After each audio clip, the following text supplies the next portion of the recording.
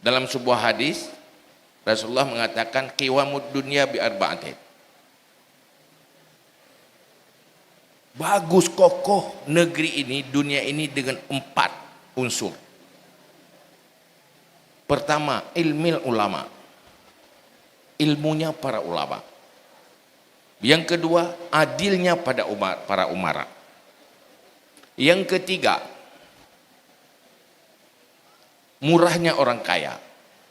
Yang keempat, doanya orang miskin, orang fakir.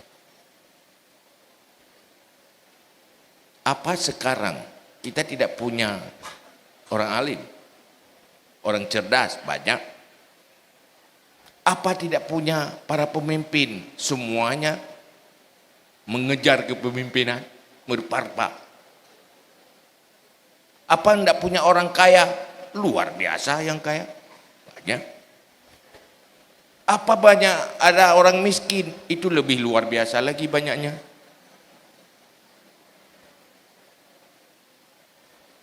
Kenapa kita tidak kuat? 4 unsur itu ada kan?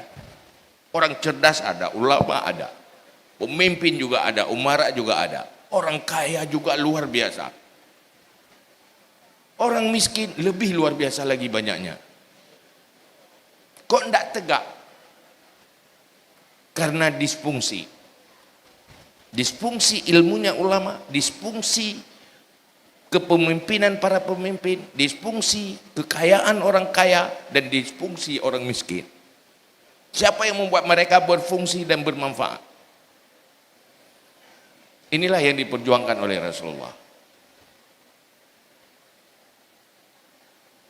Kapan orang alim itu berfungsi ilmunya? Apabila punya nilai moral yang bagus. Orang cerdas itu, ulama, ilmil ulama, kalau ulama dalam istilah Rasulullah, itu ulama orang yang takut pada Allah dan sayang kepada makhluk. Itu ulama. Bukan sebatas cerdas dalam intelektualitas.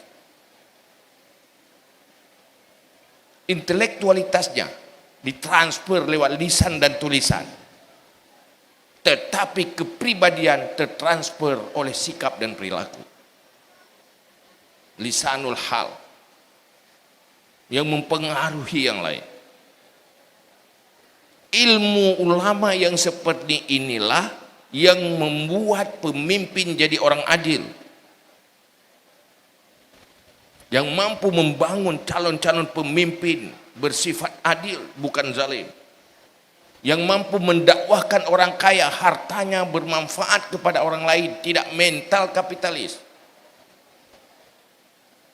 Dia kaya untuk bermanfaat kepada orang miskin, bukan hanya untuk menampakkan kekayaannya pada orang yang tidak berada, bukan untuk sebuah kesombongan.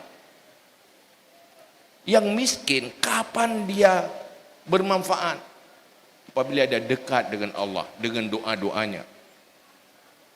Tapi kalau gagal akhlak, yang miskin jadi predator orang kaya, yang jadi pemimpin menzalimi rakyatnya, yang punya ilmu hanya untuk sebuah kesombongan, yang selalu jadi kisru dengan kecerdasannya,